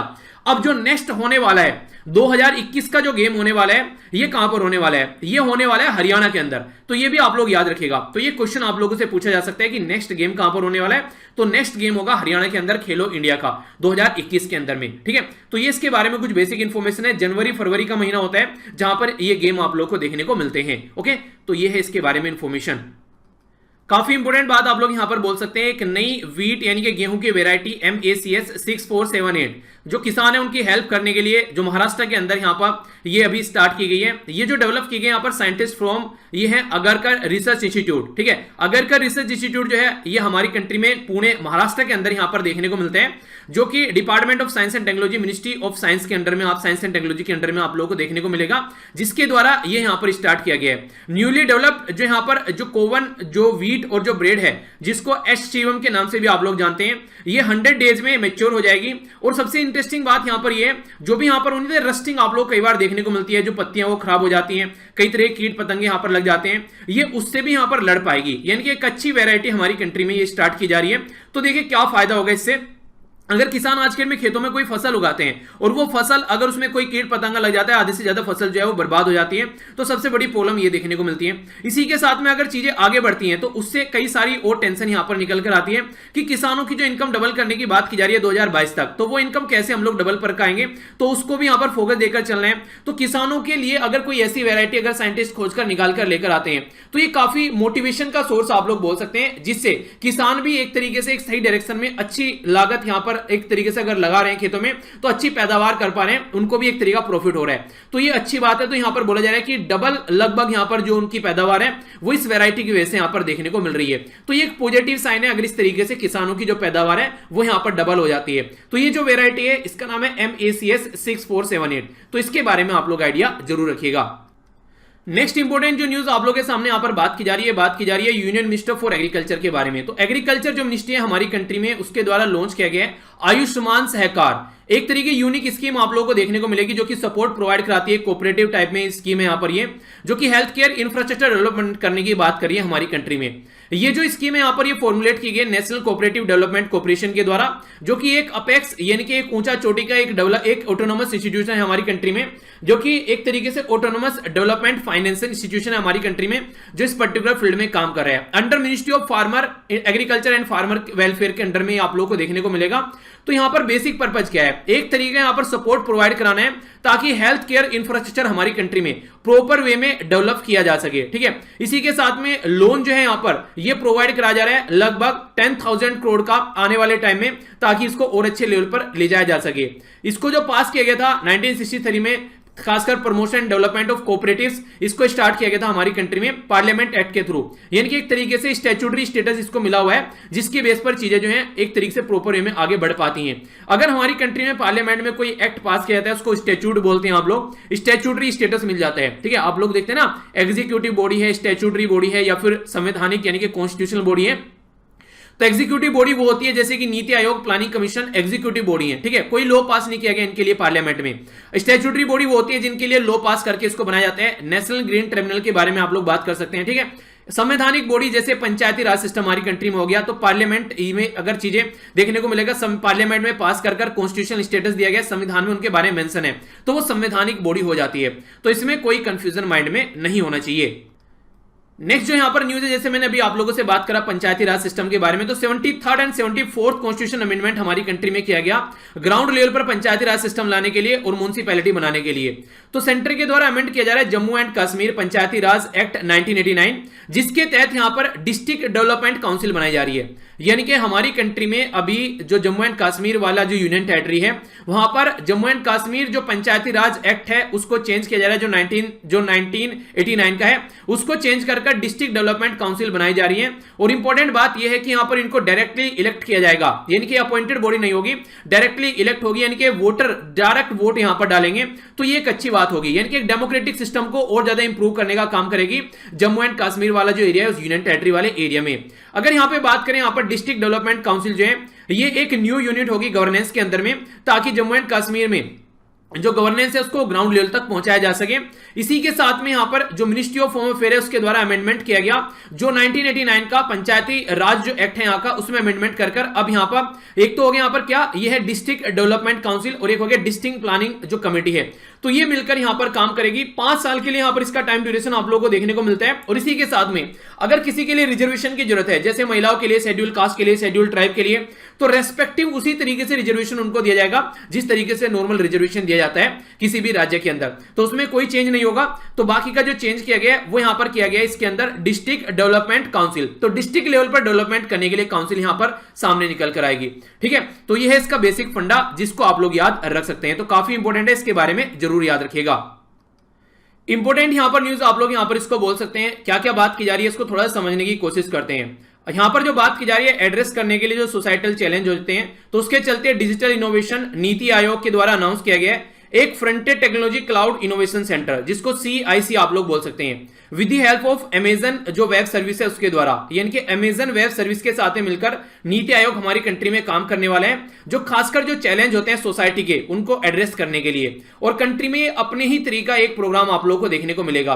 तो जो पार्ट है यहां पर ये जिसको बोला जा रहा है यहां पर AWS यानी कि अमेजन वेब सर्विस CIC जो आप लोग यहां पर देखने को मिल रहे हैं। तो एक तरीके से क्लाउड इनोवेशन सेंटर, तो ग्लोबल प्रोग्राम यहां पर है। इसके चलते एक अपॉर्चुनिटी है, जो गवर्नमेंट एजेंसीज है, नॉन प्रॉफिट ऑर्गेनाइजेशन है, एजुकेशनल इंस्टीट्यूशन है, ये सारे मिलकर साथ में आएंगे और क्या क्या चैलेंज है यहां पर, किस तरीके से उनको चेंज किया जा सकता है, अप्लाई किया जाएगा design thinking, test new idea, इसी के साथ में एक्सेस किया जाएगा टेक्नोलॉजी को। ठीक है, एक्सपर्टीज यहां पर देखने को मिलेगी, AWS यानी कि अमेजन वेब सर्विस। तो ये सारी चीजें आप लोगों के सामने यहां पर निकल कर आएगी। तो काफी इंपॉर्टेंट आप लोगों के लिए यहां पर ये हो सकता है साइंस एंड टेक वाले फील्ड में भी, तो इसके बारे में आप लोग यहां पर आइडिया रख सकते हैं। ठीक है, तो काफी इंपोर्टेंट न्यूज है। यहां पर डायरेक्ट क्वेश्चन बन जाता है, कौन मिलकर काम कर रहे हैं, किस फील्ड में काम कर रहे हैं। तो नीति आयोग यहां पर काम कर रहे हैं अमेजन वेब सर्विस AWS के साथ मिलकर, ताकि जो भी सोसाइटी के प्रॉब्लम है, चैलेंज है, उनको यहां पर टैकल किया जा सके टेक्नोलॉजी की हेल्प से। नेक्स्ट यहां पर अगर बात की जाए बिहार असेंबली इलेक्शन के बारे में, तो यहां पर इससे रिलेटेड ये न्यूज है। इसमें काफी इंटरेस्टिंग जो बात की जा रही है वो की जा रही है कि अभी रिसेंटली जो सिंबल है, जैसे आप लोग देखते हैं कहीं लालटेन देखने को मिलता है, कहीं हाथ, कहीं कमल, कहीं झाड़ू, ये सारे सिंबल आप लोगों को यहां पर देखने को मिलते हैं। तो बिहार असेंबली इलेक्शन के लिए भी यहां पर अगर ये सिंबल कोई सामने निकल कर आ रहे हैं, तो election symbol reservation and allotment amendment order 2017 के हिसाब से सिंबल दो कैटेगरी में डिवाइड किए जाते हैं, रिजर्व सिंबल और फ्री सिंबल। ठीक है, तो रिजर्व सिंबल जो होते हैं, जो पॉलिटिकल दो तरीके से यहां पर आप लोगों से क्वेश्चन भी बन सकता है इससे रिलेटेड। तो जिनमें से जो रिकॉग्नाइज पार्टी होती है उनके लिए रिजर्व सिंबल होते हैं और बाकी के फ्री सिंबल होते हैं। लगभग 200 का करीब पूल है यहां पर, जो अनरिकॉग्नाइज जो पार्टी है, जो मेंबर हैं, वो उठते हैं, उनके लिए यहां पर ये प्रोवाइड कराते हैं। ठीक है, तो यहां पर कई सारे ऐसे नए सिंबल अब की बार आप लोगों को देखने को मिले, जैसे कि चूड़ियां वगैरह हो गई। ठीक है, तो यहां पर कई सारी ऐसे सिंबल आप लोगों को यहां पर देखने को मिलते हैं। तो फर्स्ट नेशनल जो पोल हुए थे, वहां से ये चीजें स्टार्ट हुई थी कि एक तरीके से इलेक्शन प्रोसीजर में सिंबल दिया जाएगा। आखिर सिंबल क्यों दिया जाता है, आप लोगों के माइंड में ये रहा होगा कि आज के डेट में ऐसा सिंबल क्यों देखने को मिलता है, किसी के पास में कमल का फूल है, किसी का हाथ, किसी का झाड़ू, किसी के लालटेन। तो ये सारी चीजें आखिर क्यों की जाती है? देखिए, जब हमारी कंट्री आजाद हुई तो उस टाइम पर जो लोग थे वो ज्यादा पढ़े लिखे नहीं थे, तो चीजें लिखी हुई उनकी समझ में नहीं आती थी, तो उसको सिंबल की फॉर्म में कन्वर्ट कर दिया। आप लोगों ने सुना होगा, बच्चों को पढ़ाया था A for Apple, B for ball. ठीक है, तो यही बेसिक पर्पस था, ताकि वो देखकर समझ पाए कि कौन सी पॉलिटिकल पार्टी को वोट देना है, ताकि उनको गुमराह न किया जा सके पॉलिटिकल पार्टीज के द्वारा, और एक तरीके से वो भी उसको रिकॉग्नाइज कर सके। तो ये बेसिक फंडा था यहां पर, जिसकी वजह से ये सिंबल आप लोगों को देखने को मिलते थे। ठीक है, तो इलेक्शन सिंबल जो यहां पर रिजर्वेशन एंड अलॉटमेंट, ये अमेंडमेंट ऑर्डर है 2017, इसके हिसाब से यहां पर ये चीजें आप लोगों को देखने को मिलती हैं। ठीक है, ये बेसिकली 85% के करीब जो यहां पर इलिटरेट थे, जिसकी वजह से ये विजुअलाइज फॉर्म में अगर चीजें किसी के सामने आएगी तो वो उसको समझ पाएगा। काफी इंपॉर्टेंट न्यूज है। और हेल्थ के बारे में यहां पर बात कर रहे हैं, तो फ्यूचर में भी हेल्थ से अगर कोई न्यूज आप लोगों के सामने आती है तो एग्जाम के लिए काफी इंपॉर्टेंट है, क्योंकि कोविड-19 की वजह से हेल्थ जो है वो काफी बड़ा इशू बन गया है। बात की जा रही है हमारी कंट्री में जो union health and family welfare minister हैं, ये कौन है? ये है आज के डेट में डॉक्टर हर्षवर्धन। तो इनके द्वारा यहां पर अभी सेकंड फेज यानी कि दूसरा चरण स्टार्ट किया गया है, जिसका नाम है यहां पर थैलेसीमिया बाल सेवा योजना। तो थैलेसीमिया बाल सेवा योजना जो है यहां पर ये जो अंडर प्रिविलेज है, यानी कि ऐसे लोग सोसाइटी के जिनके पास में अच्छे रिसोर्सेज नहीं है कि वो अपना इलाज करा सकें, जो थैलेसीमिया के पेशेंट्स हैं, उनके लिए ये योजना फायदा पहुंचाएगी। तो ये योजना कैसे फायदा पहुंचाएगी वो जानेंगे। पहले आप लोग ये समझिए कि थैलेसीमिया बीमारी कैसी होती है। थैलेसीमिया जो है ये एक ऐसी बीमारी है जिसमें आप लोगों की बॉडी में जो हीमोग्लोबिन है, ठीक है, वो एनफ मात्रा में आप लोगों की जो ऑक्सीजन की सप्लाई है बॉडी के पार्ट्स को वो नहीं कर पाता है, जिसकी वजह से बॉडी के जो पार्ट्स हैं वो फंक्शन करना बंद कर देते हैं, प्रॉपर वे में फंक्शन नहीं कर पाते हैं। जो आपकी बॉडी में जो ब्लड होता है वही आपकी बॉडी को ऑक्सीजन पहुंचाने का काम करता है। इसी के साथ में जो भी आप लोग खाते पीते हैं तो आप लोगों की बॉडी तक जो सारी चीजें पहुंचाई जाती है, तो मैक्सिमम काम जो है ये ब्लड के थ्रू किया जाता है। अगर ब्लड में कोई कमी आ जाती है, यानी कि जैसे कि हीमोग्लोबिन की कमी आ गई या फिर कोई और प्रॉब्लम देखने को मिलेगी, तो इसकी वजह से ये ढंग से काम नहीं कर पाता है, जिसकी वजह से जो बॉडी है उसके कई सारे जो पार्ट्स हैं वो ढंग से फंक्शन नहीं कर पाते हैं। तो इस बीमारी का इलाज करने के लिए उस सेक्शन के लिए सोसाइटी के जो कि ढंग से इन सब चीजों को प्रोवाइड नहीं करा पा रहे हैं, ये यहाँ पर हमारी कंट्री में जो ministry of health and family welfare है वो काम कर रही है। आखिर उसके लिए फंड कहां से आ रहा है? फंड जो है यहाँ पर ये जैसे कि कोल इंडिया है, कोल इंडिया हमारी कंट्री में काफी बड़ी कंपनी है, तो ये क्या काम करती है? CSR, इसको बोलते हैं कॉर्पोरेट सोशल रेस्पॉन्सिबिलिटी। मतलब क्या है इसका? मतलब ये जैसे मान लीजिए आप लोगों के एरिया में कोई भी इंसान आकर पान की दुकान खोलता है और वो कोई एक MNC है, जिनकी मल्टीनेशनल कंपनी है, तो वो जो MNC है उस एरिया में अगर पान की दुकान खोलेगा तो वहां पर क्या करेगा, वो आसपास से यहाँ पर उसको जो पेड़ के पत्ते हैं वो चाहिए जिसपे पान लगाया जाता है, सुपारी वगैरह वहां पर यूज करेगा। इसी के साथ में और भी कई सारे जो रिसोर्सेज है लोकल एरिया के यूज करेगा, और इसी की वजह से जो लोकल एरिया के जो लोग हैं उनकी उसकी हेल्थ पर भी नेगेटिव इंपैक्ट पड़ेगा। तो बेसिक पर्पज यहां पर यह है कि वो सुपारी वाला या वो पान वाला कुछ अपनी प्रॉफिट का पैसा दे, जिससे कि उस एरिया में कुछ डेवलपमेंट किया जा सके, कि हाँ लोगों की हेल्थ जो है वो सुधारी जा सके। ऐसे ही अगर कोई कंपनी लगाई जाती है, जैसे कोयले की कोई फैक्ट्री लग गई, तो उस एरिया में पोल्यूशन फैलेगा, वाटर पोल्यूशन, एयर पोल्यूशन, वो सारी चीजें देखने को मिलेगी। प्रॉफिट कमाएंगे ये उस पर्टिकुलर एरिया में, तो इनकी रेस्पॉन्सिबिलिटी भी है कि थोड़ा सा वहां पर इन्वेस्टमेंट करें। ये बिल्कुल ऐसे है जैसे मैं आप लोगों को बोलता हूं, अगर यहां पर आप लोग लेक्चर में कुछ सीखते हैं नया, तो आप लोग सोसाइटी में उसको आगे पहुंचाए, एक तरीके से ये सोसाइटी में चीजों को और अच्छे लेवल पर लेकर जाएगा। ठीक है, तो कहीं ना कहीं आप लोगों का भी कॉन्ट्रीब्यूशन यहां पर देखने को मिलेगा इनडायरेक्ट वे में। तो इसी के चलते जो यहां पर हीमोपोटेटिक जो स्टेम सेल ट्रांसप्लांट है, जिसको HSTC प्रोग्राम के तहत यहां पर ये काम किया जा रहा है, जिसके चलते जो ये पर्टिकुलर जो बीमारी है इसका इलाज यहां पर किया जाएगा। तो एक टर्म यहां पर यूज की जा रही है जिसका नाम है हीमोग्लोबिनोपैथीज। ठीक है, हीमोग्लोबिनोपैथीज। तो ये जैसे कि थैलेसीमिया यहां पर एक बीमारी है, इसी के साथ में यहां पर इसी के साथ में यहां पर सिकल सेल सेलिमीनिया डिजीज आप लोगों को देखने को मिलेगी। सिकल सेल डिजीज आप लोगों को यहां पर देखने को मिलेगी, जो कि नॉर्मली कई बार ऐसा होता है कि फैमिली में कई सारे जैसे फैमिली में कोई मेंबर है तो उससे भी ये बीमारी जो है आगे ट्रांसफर हो जाती है, जैसे पेरेंट्स से बच्चों में। ठीक है, तो इसके भी यहां पर सॉल्यूशन निकालने की कोशिश की जाती है, ताकि अगर फैमिली के अंदर ही कोई ऐसी प्रॉब्लम चल रही है तो उसका सॉल्यूशन निकाला जा सके। तो जो भी पेशेंट्स हैं तो उसके लिए यहां पर ये बेसिकली एक काम किया जाएगा। और इसी के साथ में जो हीमोग्लोबिनोपैथीज है, यहां पर इसके बारे में बात करें तो ये एक मेडिकल टर्म है, जिसमें अगर कोई खून में डिसऑर्डर होता है, ब्लड में कोई डिसऑर्डर होता है और उसकी वजह से कोई बीमारी होती है, तो यहां पर इसका जो इफेक्ट होता है डिजीज, वो बेसिकली रेड ब्लड सेल इसको इफेक्ट करती है, जिसकी वजह से हमारी बॉडी में जो पार्ट्स हैं वो ढंग से काम नहीं कर पाते हैं। तो ये सारी जो बीमारी है ये हमारी बॉडी में ब्लड से रिलेटेड है, जिसकी हेल्प कराने की कोशिश की जा रही है यहां पर कोल इंडिया के CSR इनके कॉर्पोरेट सोशल रेस्पॉन्सिबिलिटी के थ्रू। और ये इंफॉर्मेशन ये स्टार्ट की गई है इनके सेकंड फेज इसका health and family welfare minister Harshvardhan ji के द्वारा। तो ये थी कंप्लीट न्यूज। आई होप कि आप लोगों के माइंड में कंप्लीट क्लैरिटी आई होगी। आगे चलता हूं। नेक्स्ट इंपॉर्टेंट जो न्यूज है, यहां पर ये बात की जा रही है, अभी recently 5th general council meeting देखने को मिली Indian Academy of Highway Engineer. जिस तरीके से अलग अलग इंस्टीट्यूट हमारी कंट्री में होते हैं, इसी तरीके से कैसे हमारी कंट्री में जो हाईवे बनाने हैं उनके लिए भी इंजीनियरिंग कराई जाती है। तो इसके चलते जो ये एकेडमी है इसके बारे में बात की जा रही है। इसकी 5वीं मीटिंग अभी देखने को मिली। जो union minister for road transport and highway थे वो यहां पर इसका चेयरमैनशिप यहां पर ले रहे थे, यानी कि वो इसकी अध्यक्षता में यहां पर ये मीटिंग बेसिकली देखने को मिली। और कौन है यहां पर आज के डेट में, ये है नितिन गडकरी जी। तो जो काउंसिल है उसके द्वारा यहां पर बेसिकली एक तरीके से रिकमेंडेशन की बात की गई है कि कमेटी को एनहेंस किया जाएगा, और इसी के साथ में 3 एरिया में फंक्शन करने की यहां पर बात की जा रही है। यानी कि एक कमेटी के द्वारा जो यहां पर रिकमेंडेशन दी गई, उस कमेटी के बारे में थोड़ी सी बात कर लेते हैं। अगर पहले मैं आप लोगों से बात करूं कि ये बनाई कब गई थी, ये जो एकेडमी है, ये एकेडमी बनाई गई थी 1983 में। 1983 में इस एकेडमी को बनाया गया था, ताकि हमारी कंट्री में जो इंजीनियर्स हैं, प्रोफेशनल हैं, इस पर्टिकुलर एरिया में काम करते हैं, उनको प्रॉपर ट्रेन किया जा सके। जैसे कि central government, state government, PSU, local body, contractor, consultant, जो भी यहां पर काम करते हैं उनको प्रॉपर ट्रेन किया जा सके।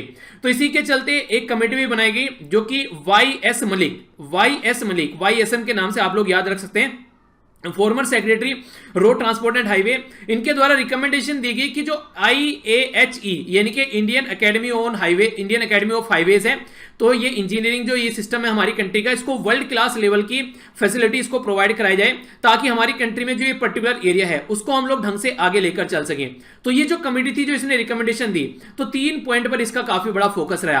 पहला पॉइंट क्या था कि ट्रेनिंग, यानी कि ट्रेनिंग जो है वो प्रॉपर होनी चाहिए, ताकि जो फंक्शन है ये प्रॉपर वे में कर सके।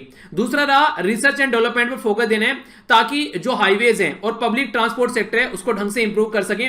आप लोगों को पता होगा हमारी कंट्री में हर साल 5 लाख के करीब एक्सीडेंट होते हैं, जिसकी वजह से 1.5 लाख के करीब जो लोग हैं उनकी जान चली जाती है।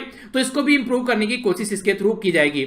नेक्स्ट जो बात की जा रही है, रोड सेफ्टी एंड रेगुलेशन के बारे में बात की जा रही है, ताकि जो भी एक्शन हो वर्ल्ड क्लास जो प्रीमियर इंस्टीट्यूशन बनाने के हाईवे सेक्टर में, वो हम लोग सारा काम पूरा कर सकें।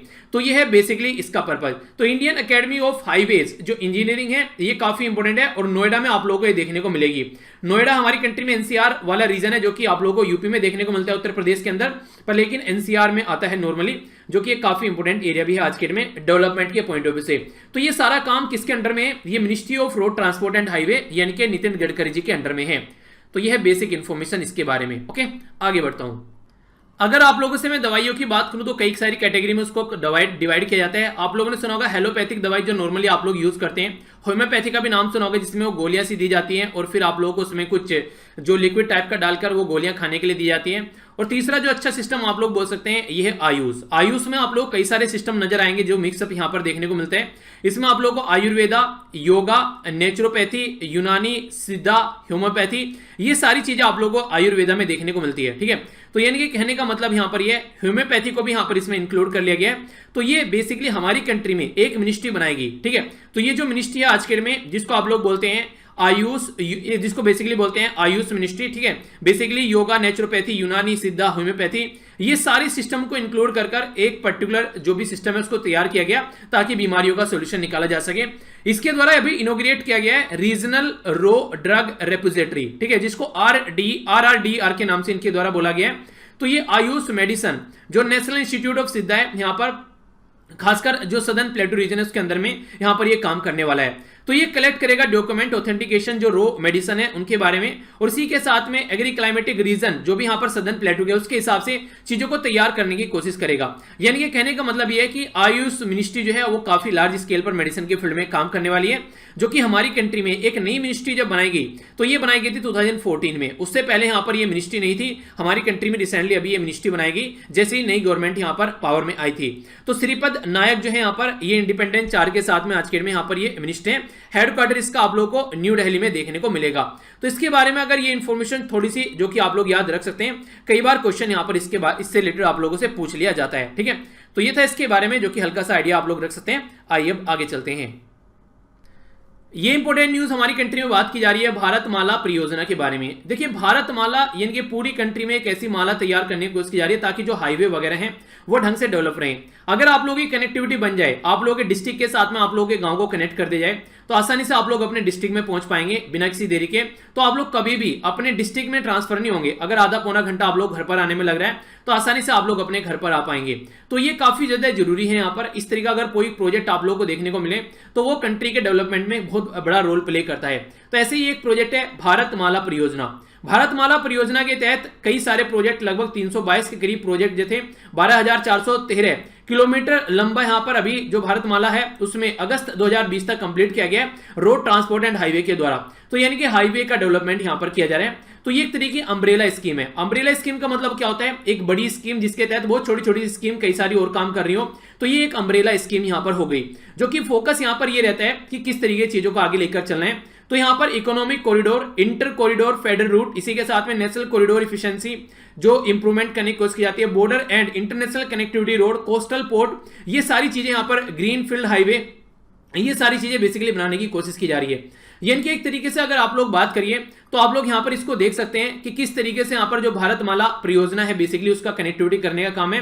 तो रोड कंस्ट्रक्ट करने की जो कोशिश की जा रही है, ये बोला गया कि इसके तहत यहां पर 34,800 किलोमीटर लंबी रोड जो है वो कंस्ट्रक्ट की जाएगी, और इसी के साथ में यहां पर 5,35,000 करोड़ के करीब जो रुपए हैं वो इसमें खर्च किए जाएंगे। तो इकोनॉमिक कॉरिडोर या फिर इंटर कॉरिडोर फेडरल रूट बनाए जाएंगे, नेशनल कॉरिडोर इफिशिएंसी इंप्रूवमेंट की जाएगी। अलग अलग रीजन में अलग अलग ड्यूरेशन आप लोग यहां पर देखते हैं इसकी। ये यहां पर 9,000 किलोमीटर का हो गया, ये 6,000 किलोमीटर का हो गया, 5,000 किलोमीटर का हो गया, 2,000 किलोमीटर का हो गया बॉर्डर रोड एंड इंटर जो इंटरनेशनल कनेक्टिविटी है। नेक्स्ट यहां पर बात की जा रही है coastal road and port connectivity, green express highway, ठीक है, बैलेंस NHDP जो वर्क है, तो ये लगभग 10,000 करोड़ का, वो 10,000 किलोमीटर का आप लोगों को देखने को मिलेगा। तो ये सारे जो प्रोजेक्ट हैं, जैसे मैंने बोला ना अभी, ये कि एक अम्ब्रेला स्कीम है। तो अम्ब्रेला स्कीम का मतलब यहां पर ये कि एक बड़ी स्कीम है, इसके नीचे छोटे छोटे बहुत सारे प्रोजेक्ट आप लोग यहां पर कंप्लीट करेंगे। एक टर्म आप लोगों ने यहां पर देखी हुई, कई बार कंफ्यूजन रह जाता है, फिर बाद में आप लोग पूछते हैं, इसको बोला गया NHDP, इसका मतलब है नेशनल हाईवे डेवलपमेंट प्रोजेक्ट। तो बाकी का जो नेशनल हाईवे डेवलपमेंट प्रोजेक्ट है वो 10,000 किलोमीटर का आप लोगों को ये ऑल राउंड कनेक्टिविटी को बूस्ट अप करने का काम करेगा। तो इस तरीके से आज की डेट में हमारी कंट्री में ये सारा जो बेसिकली इन्वेस्टमेंट किया जा रहा है, तो रोड कनेक्टिविटी का एक काफी अच्छा तरीका यहां पर अगर आगे निकल कर आते हैं तो बहुत सारे एरिया को हम लोग सही डायरेक्शन में लेकर चल पाएंगे। तो इंपॉर्टेंट इंफॉर्मेशन है, याद रखिएगा इसके बारे में। आगे बढ़ते हैं। देखिए अगर कोई पर्टिकुलर चीज है, अगर उसको इंप्रूव नहीं किया जाएगा तो पीछे छूट जाएगी, और फिर जो लोग हैं वो उसको ऊपर फोकस भी नहीं करेंगे, और इन्वायरमेंट और इसके हिसाब से भी अच्छी नहीं रहेगी। जैसे सबसे पहले आप लोगों ने देखा कोयले से ट्रेन चलाई जाती थी, ठीक है। उसके बाद में आज के डेट में इलेक्ट्रिसिटी को यूज किया जा रहा है और कई सारे एरिया ऐसे हैं जहां पर सोलर सिस्टम का भी यूज करने की कोशिश की जा रही है। तो एक अपग्रेडेशन देखने को आप लोगों को यहां पर मिल रहा है। इसी के चलते अगर रोड ट्रांसपोर्ट के बारे में बात करें तो पेट्रोल डीजल से होते हुए सीएनजी वगैरह और अभी यहां पर हाइड्रोजन की तरफ को शिफ्ट यहां पर किया जा रहा है। तो अभी हमारी कंट्री में जो petroleum and natural gas ministry है उसके द्वारा यहां पर अभी ये हाइड्रोजन ब्लेंड सीएनजी को यूज करने की बात की जा रही है, यानी कि हाइड्रोजन के साथ में सीएनजी को भी मिक्स किया जाएगा। तो ये बेसिकली प्रोजेक्ट है, ठीक है। तो इसमें hydrogen enrich compressed natural gas, जिसको आप लोग सीएनजी बोलते हैं, इसका यूज किया जाएगा, जो कि काफी ज्यादा प्रॉफिटेबल यहां पर देखने को मिलेगी। ये जो मिक्सचर है यहां पर 4 से लेके 5% तक यहां पर कंप्रेस्ड टू द जो सीएनजी ये इसके साथ में यहां पर इनपुट किया जाएगा। नॉर्मली 4 से लेकर 9% तक आप लोग इसको देख सकते हैं, जो कि हाइड्रोजन यहां पर ये मिक्स किया जाएगा। तो इसके चलते जो है ये लगभग 22% यहां पर सस्ता हो जाएगा और इन्वायरमेंट के भी पॉइंट ऑफ व्यू से काफी अच्छा रहेगा और काफी अच्छी इफिशिएंसी भी यहां पर प्रोवाइड कराएगा।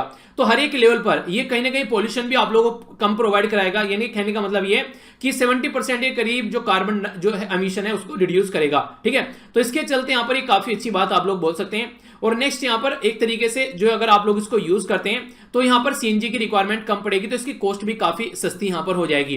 तो एक इफिशिएंट ये फ्यूल आप लोगों को देखने को मिलेगा एनवायरमेंट के पॉइंट ऑफ व्यू से भी, और इसी के साथ में चीप यानी कि सस्ता भी आप लोगों को नजर आएगा, जो कि कंट्री के पॉइंट ऑफ व्यू से भी अच्छा है। तो इसके चलते अगर कोई ऐसा फ्यूल है तो वो काफी अच्छी बात बोल सकते हैं। तो इसी को यहां पर अलाउ किया गया हमारी कंट्री में ब्लेंड करने के लिए, ताकि इसको आगे लेकर चला जा सके प्रॉपर वे में, ठीक है। तो याद रखिएगा इसको हाइड्रोजन ब्लेंड सीएनजी यानी कि कंप्रेस्ड नेचुरल गैस के नाम से आप लोग जानते हैं, जिसमें 4 से लेके 9% तक का यहां पर हाइड्रोजन मिक्स करने की बात की जा रही है। ओके, नेक्स्ट यहां पर एक एक्सरसाइज के बारे में हम लोग बात कर रहे हैं, जिसका नाम है यहां पर सुरक्षा कवच। सुरक्षा कवच एक ज्वाइंट एक्सरसाइज है, किसके बीच में? ये है इंडियन आर्मी के और महाराष्ट्र के बीच में एक ज्वाइंट एक्सरसाइज है, महाराष्ट्र पुलिस को लेकर यहां पर ये एक्सरसाइज देखने को मिली। तो यहां पर ये लूला नगर जो कि पुणे के अंदर है, यहां पर ये एक्सरसाइज कंडक्ट की गई। अग्निबाज जो डिवीजन था उसके द्वारा, अग्निबाज डिवीजन जो कि ऑर्गेनाइज करा था एक्सरसाइज सुरक्षा कवच, ठीक है। तो इनके द्वारा ये एक एंटी टेरर एक्सरसाइज है। अगर कोई कल को कोई टेरर एक्टिविटी होती है, टेररिस्ट एक्टिविटी, तो उसको कैसे यहां पर बेसिकली नस्ते नाबूद करना है, ये है इसका बेसिक पर्पज। एम क्या है? वही है कि सारे मिलकर काम कर सके। अगर कल को कोई ऐसा अटैक होता है, कोई ऐसी कंडीशन बनती है, तो आर्मी और जो पुलिस है वो एंटी टेररिस्ट ऑपरेशन चला सके, क्विक रिएक्शन टीम यहां पर तैयार की जा सके और टेररिस्ट के जो भी यहां पर उनके मंसूबे हैं उनको नाकाम किया जा सके। तो ये अभी एक ऐसी रिएक्शन देखने को मिली। क्विक रिएक्शन टीम रहेगी, डॉग स्क्वाड रहेगा इसके अंदर, जो बॉम्ब डिस्पोजल जो बेसिकली टीम तैयार की जाएगी। इसी के साथ में एंटी टेररिज्म जो स्क्वाड है वो देखने को मिलेगा। क्विक रिएक्शन जो टीम पुलिस है महाराष्ट्र, वो भी इसका पार्ट रहेगी।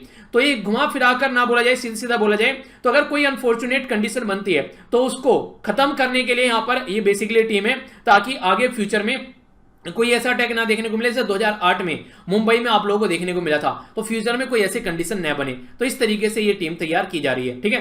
तो अच्छी न्यूज है, हल्का सा आइडिया रखिएगा। सिक्योरिटी के पॉइंट ऑफ से कुछ लिखने के लिए आता है तो वहां पर भी आप लोग इसको यूज कर सकते हैं।